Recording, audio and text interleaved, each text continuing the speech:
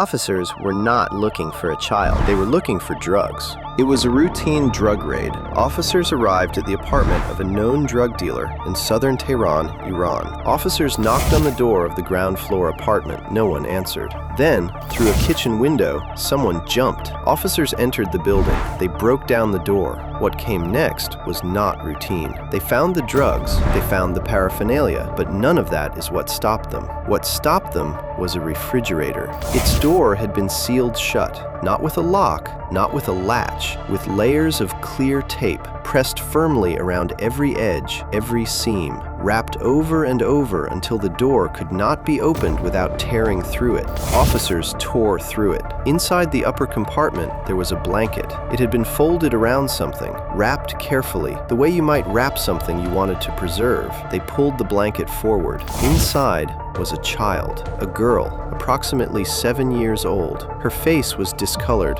her body was cold. The drug case became a murder case. Her name was Baran, and she had been inside that refrigerator for nearly 1 year. This is her story.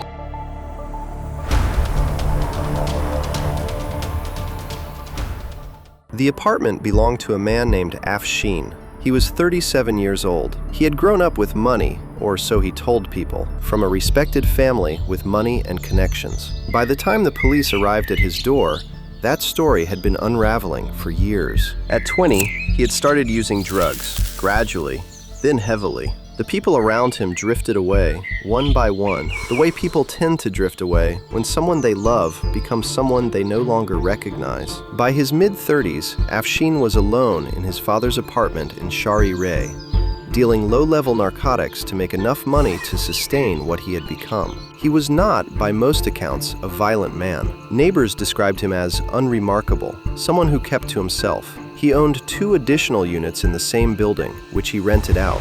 He was, in a specific and limited sense, a landlord. But Afshin had not been alone for 5 years. In 2015, a woman had moved in. Her name was Fariba. She had a daughter. The daughter's name was Baran. She was around 3 years old when her mother brought her to Afshin's apartment. By the time the police discovered Baran's body in that refrigerator, she was 7. She had spent nearly every day of her childhood inside those walls. Neighbors would later say they saw Afshin with Baran regularly, walking outside together, spending time together. They described his relationship with her as warm, or at least warmer than what Baran experienced elsewhere. That is not the same as saying Baran was safe. It is not the same as saying she was cared for. It simply means that within the narrow world of that apartment, in a household built on addiction and evasion, Afshin was not the greatest threat to the girl who lived there. Fariba was. Fariba described herself, when given the chance, as a woman who had been denied the life she was meant to have. In court, she told the judge she had been accepted to the National Mathematics Olympiad, that she had ranked among the top students in the country, and that when the time came to compete internationally, her brothers refused. They would not allow an unmarried woman to travel alone.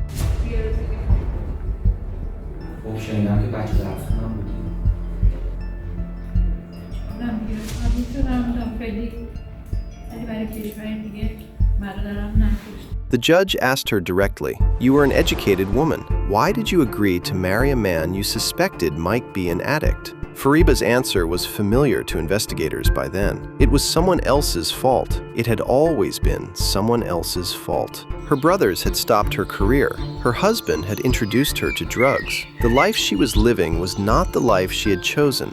It was the life that had been forced upon her. There are elements of this story that are verifiable. Fariba was intelligent, genuinely so. She had educational accomplishments that were real. She had married into a household where addiction was normalized before she fully understood what she was entering. But investigators who spent time reviewing her statements, her contradictions, and, most critically, her writings, came to a different conclusion about the woman sitting across from them. Fariba was not simply a victim of circumstance. She was something more complicated than that. In the 17 years between her marriage and the morning police broke down Afshin's door, Fariba had built 3 separate lives. A life as a wife and mother. She had 2 older children from her marriage, a son and a daughter, both teenagers by the time of Baran's death. a life as an addict. She and her husband had used together, and when her marriage ended and she moved into Afshin's apartment, her addiction had continued. Her husband eventually told her to leave. According to Fariba, he believed Baran was not his child. That claim would become important years later. But on the night Baran died, none of it mattered. What mattered was a 7-year-old girl who wanted her mother's attention, and a mother who wanted to be left alone. Fariba told the court she had been tired. She said she had come home from work. She described her job, when asked, as cleaning stairwells in residential buildings. She was exhausted. She needed to sleep. Baran would not let her. شاممونو که خوردیم من موادمو زدم خیلی زیاد بعد یه چند تا قرص خوردم خیلی بیخواب بودم چون خونه‌های مردم کار می‌کردم میومدم خیلی خسته می‌شدم بعد دخترم چون تنها بود احتیاج داشت با یکی بازی کنه دیگه هی میگه بیا بازی کنیم جامونو پهن کردیم که بخوابیم به من گفت بیا بازی کنیم بیا نقاشی بکشیم که من گفتم خستم صبحم باید زود میرفتم سر کار ببین دارم نقاشی می‌کشم من اصلا حال و حوصله این که بخوام به اون نگاه کنم و نداشتم یه بار خوابم برد دوباره اومد اذیتم کرد که پاشو بیدار شو بیا بازی کنیم دوباره من خوابم رفت این سری دیگه خوابم خیلی شدید بود اومد که منو بیدار کنه همطوری هولش دادم تو جاش گفتم بگی بخواب بعد دستمو نمیدونم گذاشتم رو گلوش نذاشتم رو گلوش هیچ صدایی هم ازش در نیومد نه جیغ کشید نه داد زد نه هیچی من گفتم لابد خوابید دیگه منم همونجا گرفتم خوابیدم صبح بلند شدم دیدم دست و پاش یخ زده نفس نمیکشه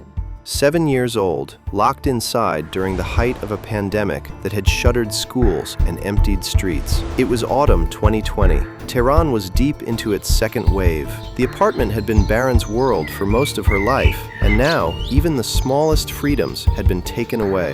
A child that age needs movement. She needs to be heard. She needs someone to sit on the floor with her and draw or play or simply be present. Baran circled her mother. She asked to draw.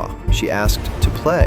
She kept asking. What happened next was reconstructed by investigators from 2 separate confessions, Fariba's and Afshin's, along with physical evidence collected at the scene and the eventual findings of a forensic pathologist.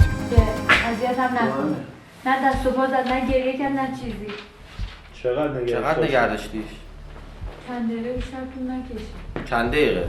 دقیق یادم نیست. منم گرفتم کنارش خوابیدم تا صبح بلند شدم دیدم که دست و پاش یخ زده نه ضربان داره نه قلبش میزنه. بعد چیکار کردی؟ بعد همینجا بردم گذاشتمش روی تخت. When it was over, Fariba said she lay down beside her daughter and went to sleep. She said she woke up in the morning and realized what she had done. Investigators did not believe her version of events. Not entirely. Afshin told investigators he came home late that night. He said he and Fariba ate together, used drugs together, and went to sleep. He said he woke the following morning and tried to wake Baran and found that her body was cold. He said he suggested calling an ambulance. Fariba said no. He said Fariba told him, "If my husband finds out I was living here, he will kill me." So Afshin did not call for help. He held a mirror in front of Baran's mouth instead, the way it happens in films, not in medical reality. And when he saw no breath, he made a decision. They put Baran in the refrigerator.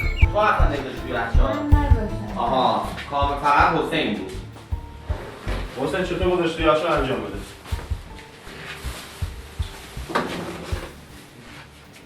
خب بالا گذاشتی یا پایین؟ پایین یخچال یا فریزره؟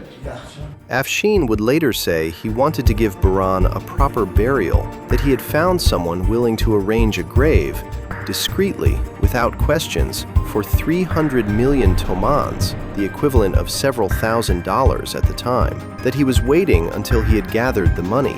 The judge did not find this credible, because Baran stayed in that refrigerator for nearly a year, and in that year, Afshin continued selling drugs out of the same apartment.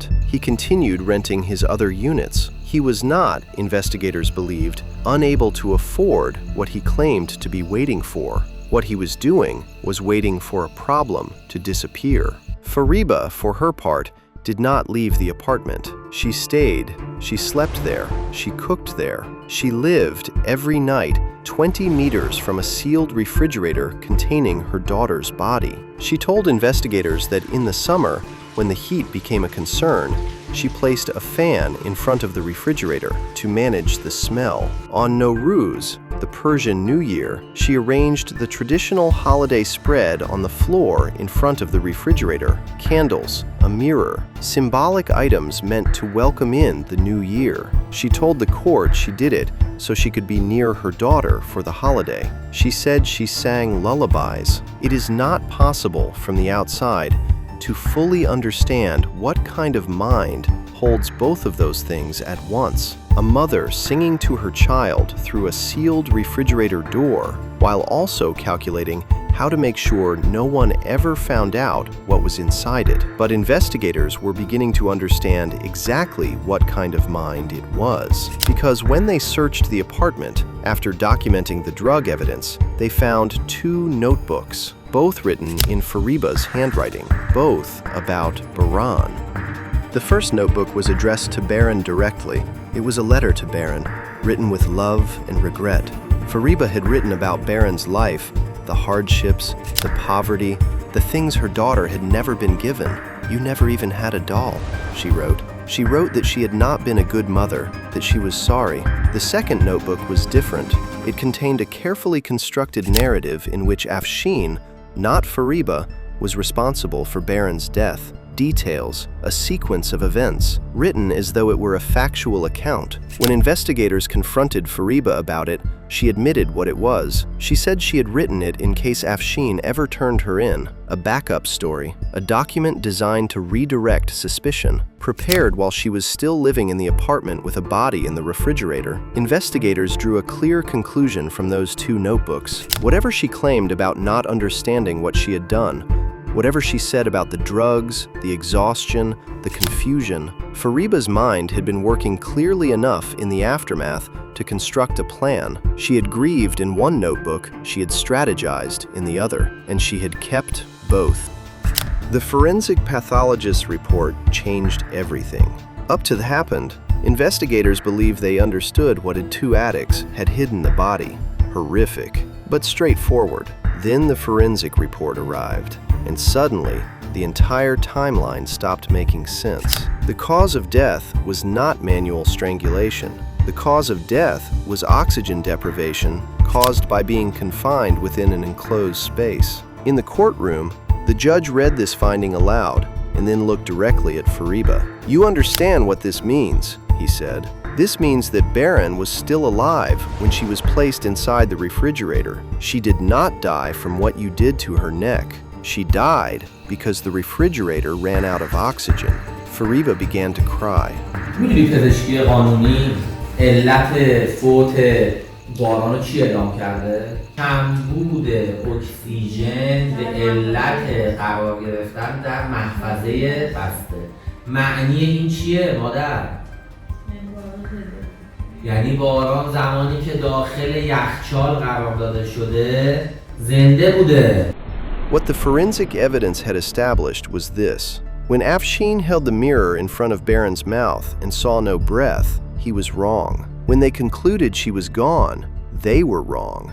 Baran had lost consciousness. Her body temperature had dropped, the way it often does during prolonged unconsciousness. Her heartbeat had slowed to the point where 2 people, high on drugs and acting in panic, using a film technique rather than any medical judgment, could not detect it. She was not dead. She was sealed inside a refrigerator, alive, and then the oxygen ran out. By the time the trial was underway, both Fariba and Afshin had retracted their confessions. Afshin claimed that people who had a grudge against him had entered the apartment and killed Bahran. The court rejected this. Fariba, after months of admitting what she had done, looked at the judge and said, "I didn't kill my daughter. Afshin did." The court rejected this, too. The confessions were already on record. The physical evidence had been collected. The forensic pathologist had testified. And Fariba's own first notebook, the one she had written to Bahran, full of specific details about what had happened, contradicted everything she now claimed. The judge had heard enough. What the investigators and forensic psychologists were left with were two possible ways to understand what Fariba had done and what kind of person could have done it. The first scenario is that it was reactive, explosive.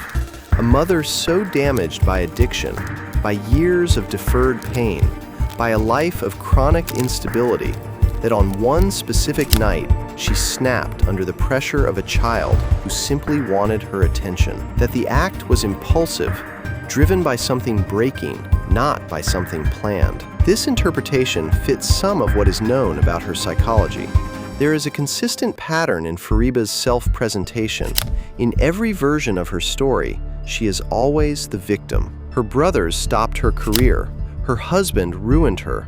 The drugs were something that happened to her. Even in her explanation for killing Bahran, she managed to direct causation outward, toward the child herself. She wouldn't let me sleep, toward the circumstances, never inward. It is a pattern forensic psychologists often observe in offenders who consistently externalize responsibility for their actions. In their own narratives, responsibility is always somewhere else, with circumstances, with other people, sometimes even with the victim. But the second scenario is harder to dismiss, because if the act itself might have been impulsive, everything that followed was not. Not calling an ambulance when there was still a chance Bahran could be saved was a choice. Placing her inside the refrigerator was a choice. Sealing the door with tape was a choice. Living in the apartment for a year was a choice. Placing a fan in front of the refrigerator in summer was a choice. Setting up the New Year's table in front of it was a choice. Writing 2 notebooks, one expressing grief, one building a false case against someone else, was a choice. Each one of those choices required reasoning, planning, an ability to manage risk across a timeline of months. That is not a mind in collapse. That is a mind that decided Bahran's death was a problem to be managed, and then managed it methodically for nearly a year. Afshin, regardless of which scenario is accurate, is not absolved by either one. He lived in that apartment. He built a business inside it. He held a mirror in front of a child, and when he saw no movement, chose the refrigerator over the emergency number. He then spent a year in the same rooms. He told investigators he loved Bahran like a daughter. Whatever love means in that sentence, it did not mean picking her up and taking her to a hospital. It did not mean calling for help. It did not mean choosing her life over his own convenience. And so both of them, in very different ways, with very different levels of direct responsibility, share in what happened to Bahran, a child who never had a doll, who spent 4 years living between drug deals and closed doors, who on the last night of her life only wanted someone to sit on the floor and draw with her. The judge issued a verdict of intentional homicide. Fariba's sentence was death. Then, several months later, something shifted.